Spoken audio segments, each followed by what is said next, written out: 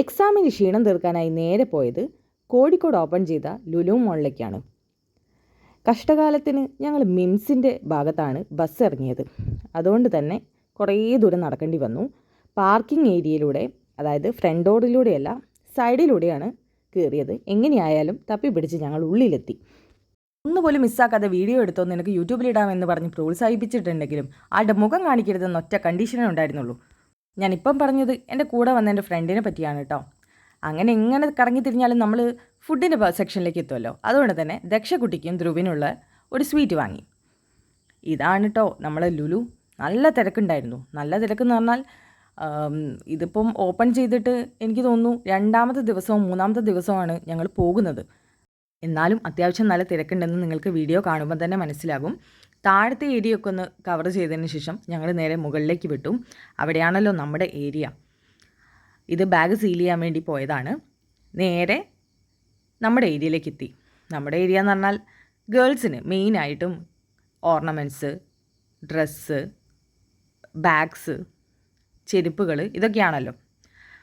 അതുകൊണ്ട് തന്നെ ആ ഏരിയയാണ് ഞാൻ കൂടുതലും ഫോക്കസ് ചെയ്തത്. ഒരുപാട് ടൈപ്പ് വെറൈറ്റി ഡ്രസ്സും ഷൂസും ബാഗും എല്ലാം ഉണ്ടായിരുന്നു. കണ്ടിരിക്കാൻ തന്നെ നല്ല രസമാണ്. ഒന്നും വാങ്ങിയില്ലെങ്കിൽ പോലും ചുറ്റിക്കറങ്ങി കാണാൻ നല്ല രസമല്ലേ. പിന്നെ വേറൊരു കാര്യം പറയാനുള്ളത്, ലുലുവിൽ പോകുന്നവർ കയ്യിൽ ക്യാഷ് എടുക്കാൻ ശ്രദ്ധിച്ചോളൂ. കാരണം എനിക്കൊരു അബദ്ധം പറ്റി.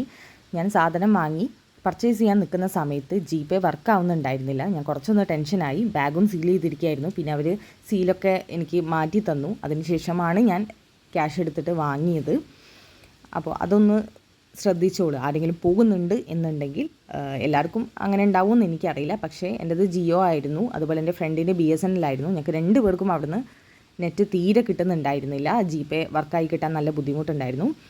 അങ്ങനെ ഞാൻ ജീവിതത്തിൽ ആദ്യമായി സ്റ്റാർബക്സ് കണ്ടു ഗൈസ്. അതൊക്കെ കഴിഞ്ഞ് നല്ലൊരു മഴയും ബ്ലോക്കും ഒക്കെ കിട്ടി. അങ്ങനെ അവസാനം ഞാൻ എൻ്റെ വീട്ടിലേക്ക് എത്താറായി.